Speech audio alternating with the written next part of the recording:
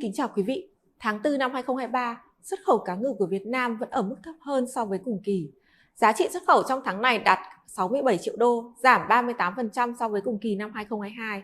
Do đó, tính lũy kế 4 tháng đầu năm, xuất khẩu cá ngừ vẫn giảm 33%, đạt gần 248 triệu đô.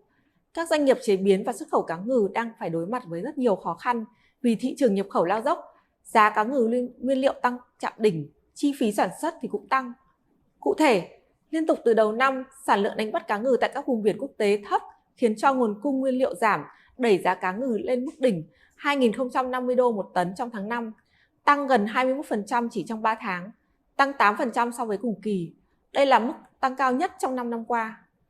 Trong khi đó, thì xuất khẩu cá ngừ sang các thị trường truyền thống của Việt Nam đều giảm trong tháng 4, bên cạnh một số thị trường mới tăng mạnh như Israel tăng 49%, Thái Lan tăng 486% và Nga tăng 486%.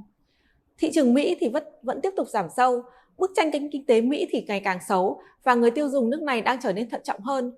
Người dân Mỹ đang dần cắt giảm chi tiêu cả những mặt hàng giá trị thấp, họ mua ít hàng hóa không thiết yếu hơn, mua với số lượng lớn. Theo CNN thì những chuỗi cửa hàng lớn tại Mỹ bao gồm như Nordstrom, Walmart, Whole Foods, Starbucks và CVS gần đây đã đóng cửa một số cửa hàng tại các thành phố lớn của Mỹ. Điều này đã dấy lên hồi chuông cảnh báo về tương lai của ngành bán lẻ nước này. Tình trạng này đã khiến cho xuất khẩu cá ngừ của Việt Nam sang Mỹ tiếp tục giảm sâu 60% trong tháng 4. Tại thị trường EU thì xuất khẩu cá ngừ sau khi tăng nhẹ 5% trong tháng 3 đã đảo chiều trong tháng 4. Giá trị xuất khẩu sang khối thị trường này trong tháng 4 giảm 28% so với cùng kỳ, đạt gần 11 triệu đô.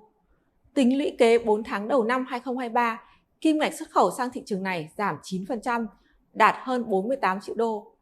Xuất khẩu sang các nước tham gia Hiệp định Đối tác Toàn diện và Tiến bộ Xuyên Thái Bình Dương CTBT của Việt Nam cũng không khả quan hơn, giảm 14% trong tháng 4.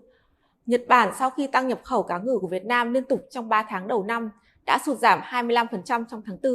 Trái lại thì xuất khẩu sang Mexico trong tháng 4 lại tăng phi mã 117% và xuất khẩu sang Chile thì tăng 78% so với cùng kỳ. Thị trường xuất khẩu ảm đạm đang khiến cho doanh nghiệp gặp khó khăn kể cả về việc tìm kiếm đơn hàng và vốn mua nguyên liệu của ngư dân để dự trữ.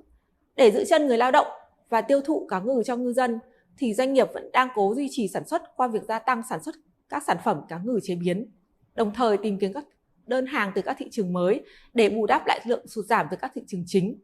Tuy nhiên thì xuất khẩu giảm mạnh khiến cho lượng tồn kho của doanh nghiệp tăng cao.